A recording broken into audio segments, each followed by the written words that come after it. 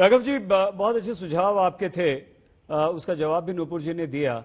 लेकिन अब केंद्र को अलग छोड़कर एक राज्य सरकार की जिम्मेदारी निभाते हुए आपने क्या किया? क्या वैक्सीन के कोई ऑर्डर्स किए? क्या वो कुछ कानूनी पछड़े में फंसे, या आप सिर्फ और सिर्फ निर्भर कर रहे हैं अभी कि भाई केंद्र जितनी देगा हम उतनी लगा देंगे और उसके बाद हम सुझाव दे देंगे, ना हम बना सकते हैं ना हम खरीद सकते हैं, हम क्या करें?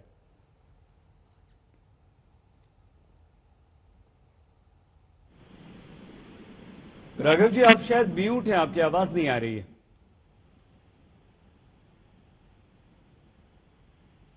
अब आ रही होगी आपको? जी, प्लीज प्लीज बोलिए। हर राज्य सरकार की तरह जब सारा दारोमदार केंद्र ने राज्यों पर छोड़ दिया तो हमने भी इन सारी कंपनियों को चिट्ठियां लिखी और ऑर्डर्स प्लेस करे। पहली चिट्ठी हमने लिखी 21 अप्रैल 2021 को, दूसरी लिखी 26 अप्रैल 2021 को और तीसरी चिट्ठी लिखी 29 अप्रैल 2021 को। हमारी चिट्ठियों के और ऑर्डर के आधार पर ही आज इन्होंने कुछ कुछ वैक्सीन हमें राज्य में सप्लाई करनी भी शुरू करी है और हर राज्य ने लिखी है। हर राज्य ग्लोबल टेंडर भी कर रहा है, हम भी उसी दिशा में आगे बढ़ रहे हैं, हमने भी वो किया है। तो जो हर राज्य कर रहा है वो हम भी कर रहे हैं। लेकिन समस्या ये आन खड़ी है कि आज जब केंद्र सरकार को एक सिंगल बायर बनकर ये सारी चीजें खरीदकर हर राज्य को मुहैया करानी चाहिए थी, आज अंतर्राष्ट्रीय मंच में भी हमारे आपस में राज्य लड़ेंगे, बोलियां लगाएंगे वैक्सीन खरीदने के लिए। अगर भारत एक बायर बन के मान लो रशिया से बात करता और रशिया से कहता कि आप हमें स्पुतनिक दे दीजिए, तो एक अलग विषय होता, एक बायलैटरल इशू होता। आज ये सारी चीज उन्होंने राज्यों पर छोड़ दी, यानी कि देश के अब 29 राज्य 29 खरीदार बन के रशिया जाएंगे और रशिया में बोली लगेगी और जो राज्य ज्यादा बोली लगाएगा उसको स्पुतनिक दे दी जाएगी। तो ये पूरा कॉन्सेप्ट ही फ्लॉड है, नंबर एक। नंबर दो, आप क्योंकि अभी सुप्रिया जी ने पैसे की बात करी, अमाउंट की बात करी, ये दो मैन्युफैक्चरर्स जो हिंदुस्तान में हैं जो वैक्सीन बना रहे हैं। एक छोटा सा सवाल मन में आ रहा है, रोकना नहीं चाह रहे थे आपकी बात, अगर आप आज्ञा दें तो। राघव जी, पहले आप कहते हैं कि केंद्र अपने हाथ में ले और उसकी जिम्मेदारी है वो पूरे देश का ख्याल रखे, पूरे देश को दे, राज्यों को दे, वैक्सीन लगवाए। उसके बाद आप ये भी चाहते हैं कि भाई राज्यों को भी अधिकार मिले, हमें भी दे, क्योंकि आपका और केंद्र का तो जबरदस्त 36 का आंकड़ा है। इस बात को लेकर उपराज्यपाल असली दिल्ली का शासक है, आप नहीं हैं, आपके मुख्यमंत्री को अधिकार नहीं है। तो जब आपको अधिकार दिया जाता है तो फिर आप ऐसा क्यों कहते हैं कि केंद्र ही कर ले सब कुछ? ये अधिकार थोड़ी है, ये अधिकार नहीं है, ये तो राज्य अपनी जिम्मेदारी से भागकर राज्यों को फंसाने वाली बात है। ये अधिकार नहीं है। हमारी पूर्ण राज्य की लड़ाई कि राज्यों के अधिकार हो, संघीय ढांचा मजबूत हो, उपराज्यपाल को जनता नहीं चुनती है, मुख्यमंत्री को चुनती है, वो लड़ाई तो अलग है।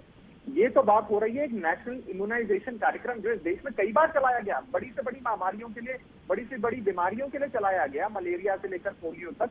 उसी तर्ज पे केंद्र सरकार के कुछ ज्यादा विशेष दायित्व बनते हैं, सुप्रीम कोर्ट ने भी स्वीकारा है।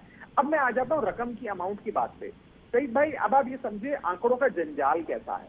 दो मैन्युफैक्चरर हैं हिंदुस्तान में जो उत्पादन करते हैं, एक वैक्सीन बनाता है, दूसरा दूसरी बनाता है। उनमें से एक व्यक्ति, मैं उनका नाम नहीं लूंगा, उन्होंने एक पत्रकार को इंटरव्यू देते हुए कहा कि जब हम 150 रुपए प्रति वैक्सीन भारत सरकार को बेच रहे थे, उसमें भी हम कुछ छोटा सा मुनाफा कमा रहे थे।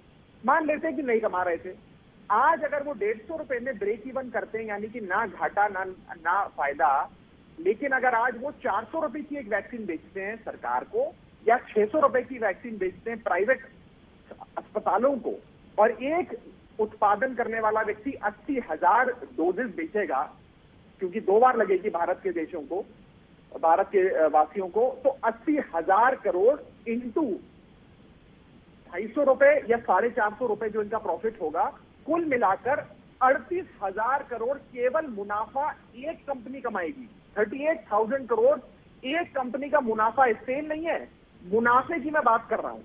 कहने का मतलब यह है कि आज जिस दौर से ये देश गुजर रहा है, आज जरूरत है कि जो छोटा मोटा मुनाफा हो उनको देकर इस पूरी प्रक्रिया को खोल दिया जाए, सारे मैन्युफैक्चरर्स को लाया जाए, एक विशेष कंपनी 38,000 करोड़ कमाए और सारे देश की आबादी पे, उनकी जीवन पे उसका इंफ्लुएंस हो, कौन जीवित रहे कौन नहीं रहे, किसको सुरक्षा कवच पहनाए किसको नहीं पहनाए, किसमें एंटीबॉडी हो किसमें एंटीबॉडी ना हो। ये बहुत बड़ी शक्ति एक कंपनी के हाथ में है।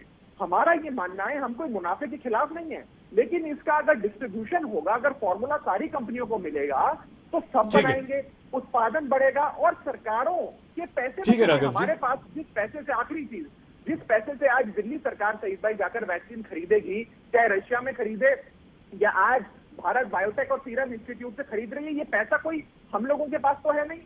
ये पैसा तो भारत सरकार या जो दिल्ली की जनता है, जब वो टैक्स पे करती है उसी के पैसे से खरीद रही है। तो आपकी जेब से पैसा लेकर जाके राज्य सरकारें खरीद रही हैं। अगर वो सारा पैसा 38,000 करोड़ बनकर एक कंपनी का मुनाफा अगर हो जाएगा, तो क्या ये राज्य सरकारों और देश के लिए घाटा है कि नहीं है? ये मैं आपके विवेक पे छोड़ता हूं।